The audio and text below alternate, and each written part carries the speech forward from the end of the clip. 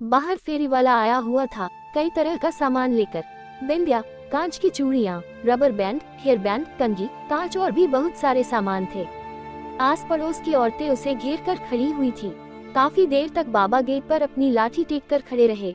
जैसे ही औरतों की भीड़ छठी, बाबा अपनी लाडली टेकते हुए फेरी वाले के पास पहुंच गए और फेरी पर सामान देखने लगे। शायद कुछ ढूंढ रहे थे। कभी सिर ऊंचा करके देखते तो कभी नीचा। जो देखना चाह रहे थे वह दिख नहीं रही था। हैरान परेशान बाबा को फेरी वाले ने देखा तो पूछा, कुछ चाहिए था बाबा आपको? पर बाबा ने सुनकर अनसुना कर दिया। धीरे धीरे लाठी टेकते हुए फेरी के ही चक्कर लगाने लग गए। तभी तो दिखे वो जो देखना चाहते हैं। फेरी वाले ने दोबारा पूछा, बाबा कुछ चाहिए था क्या? अब की बार बाबा ने फेरी वाले से कहा, हाँ बेटा, क्या चाहिए था? बताओ मुझे, मैं ढूंढ देता हूँ। मुझे है ना वो बिंदिया चाहिए थी। बिंदिया क्यों चाहिए बाबा? बाबा ने अम्मा की तरफ इशारा करते हुए बताया, अरे मेरी पत्नी के लिए चाहिए समझदार। बाबा का जवाब सुनकर फेरी वाला हंस दिया। किस तरह की बिंदिया चाहिए? बड़ी बड़ी गोल बिंदिया चाहिए, बिल्कुल लाल रंग की। फेरी वाले ने बिंदिया का पैकेट निकाल कर दिया। ये देखो बाबा, ये वाली। अरे नहीं नहीं, ये वाली नहीं, बिल्कुल लाल सी। फेरी वाले ने वो पैकेट रखा और दूसरा पैकेट निकाल कर दिया। बाबा ये वाली। अरे तुझे समझ में नहीं आता क्या? बिल्कुल लाल लाल बिंदिया चाहिए। फेरी वाले ने सारे पैकेट निकाले और फेरी के एक तरफ फैला करके रख दिए। आप खुद ही देख लो बाबा, कौन सी बिंदिया चाहिए? बाबा ने अपने कांपते हाथों से बिंदियों के पैकेट को इधर उधर किया और उसमें से एक पैकेट निकाला। हाँ हाँ, ये वाली। बाबा के हाथ में बिंदी का पैकेट देखकर फेरी वाला मुस्कुरा दिया। बाबा ने तो मेहरून रंग की बिंदी उठाई थी। कितने की है? 10 रुपये की है बाबा। अच्छा, कीमत सुनकर बाबा का दिल बैठ गया, पर फिर बोले, ठीक है, अभी लेकर आता हूँ। बाबा लाठी टेकते हुए पलट कर जाने लगे कि घर में से बहू आती दिखी। उसे देखकर बाबा बोले, अरे बहू, जरा 10 रुपये तो देना, फेरी वाले को देने हैं। अब क्या खर्चा करा दिया आप लोगों ने? बहू ने लगभग चिल्लाते हुए कहा, अम्मा के लिए बिंदिया खरीदी थी, उसकी बिंदिया खत्म हो गई थी, कई बार बोल चुकी है। बाबा ने धीरे से कहा, बस आप लोगों को और कोई काम नहीं है, बेवजह का खर्चा कराते रहते हैं। 70 साल की हो चुकी है अम्मा, अभी भी क्या बिंदिया लगाएगी?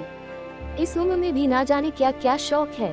बेटा, बात शौक की नहीं है, अम्मा भी सुहागन है, इसलिए उसका मन नहीं मानता। सिर्फ 10 रुपए ही तो मांग रहा हूँ, अंदर जाकर दे दूंगा। कहाँ से दे दोगे? वो जो पैसे दोगे वो भी तो मेरे पति की कमाई है, मेरे पास कोई पैसे नहीं है। इतना कहकर बहू बड़बड़ाती हुई अंदर आ गई। अम्मा ने अपनी खाट पर लेटे लेटे ही बाबा को इशारा किया। बाबा ने पलटकर बिंदी फेरी में वापस रख दी और लाठी टेकते हुए अम्मा के पास आकर बैठ गए। बाबा ने देखा अम्मा की आंखों में आंसू थे। माफ करना पार्वती, मैं तेरी छोटी सी इच्छा भी पूरी नहीं कर पाया। रहने दो जी, बेचारी बहू भी परेशान हो जाती होगी, काहे दिल पर लेकर बैठे हो? बिंदी ही तो थी। हाँ, बिंदी ही तो थी। कौन सी हजारों रुपए की आ रही थी? बाबा ने व्यंग से हंसते हुए कहा, बिंदी ही तो लगानी है जी। एक काम करो, पूजा घर में से हिंदू ले आओ, उसी से लगा देना, पर आज अपने हाथों से ही बिंदी लगा दो। बाबा ने अम्मा की बात सुनी और फिर लाठी टेकते हुए पूजा घर में गए। थोड़ी देर बाद बाबा हाथ में हिंदू लिए अम्मा के पास पहुँचे। लो पार्वती उठो, मैं तुम्हें बिंदी लगा देता हूँ। पर अम्मा ने कोई हलचल ना दिखाई। बाबा ने दोबारा कहा, पार्वती, ओ पार्वती, सो गई क्या? तेरी बड़ी इच्छा थी ना बड़ी सी लाल बिंदी लगाने की? ले देख, मैं हिंदू ले आया हूँ, अब बड़ी सी लाल बिंदी लगा दूंगा। पर तू बैठ तो सही।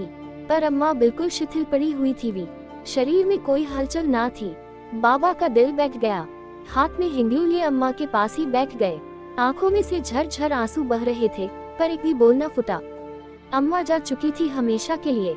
थोड़ी देर में रोना धोना मच गया। आस पड़ोस के लोग आ गए।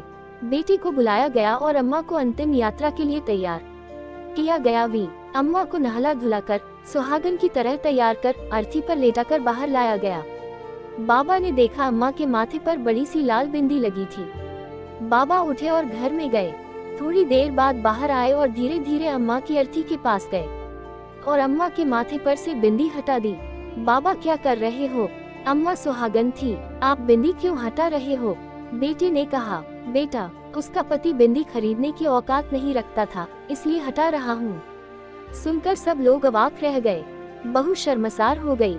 सबने देखा बाबा अपने हाथ में लाए हिंगलू से एक बड़ी सी लाल बिंदिया अम्मा के माथे पर लगा रहे हैं।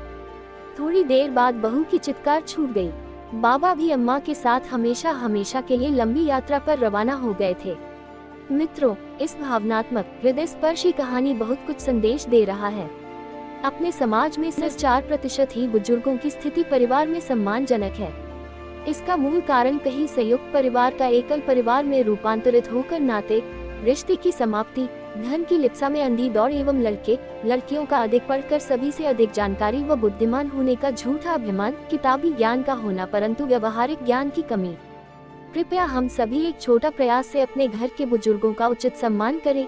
सभी को एक दिन बूढ़ा होना है। माता पिता के नहीं रहने पर उनका महत्व मालूम पड़ता है।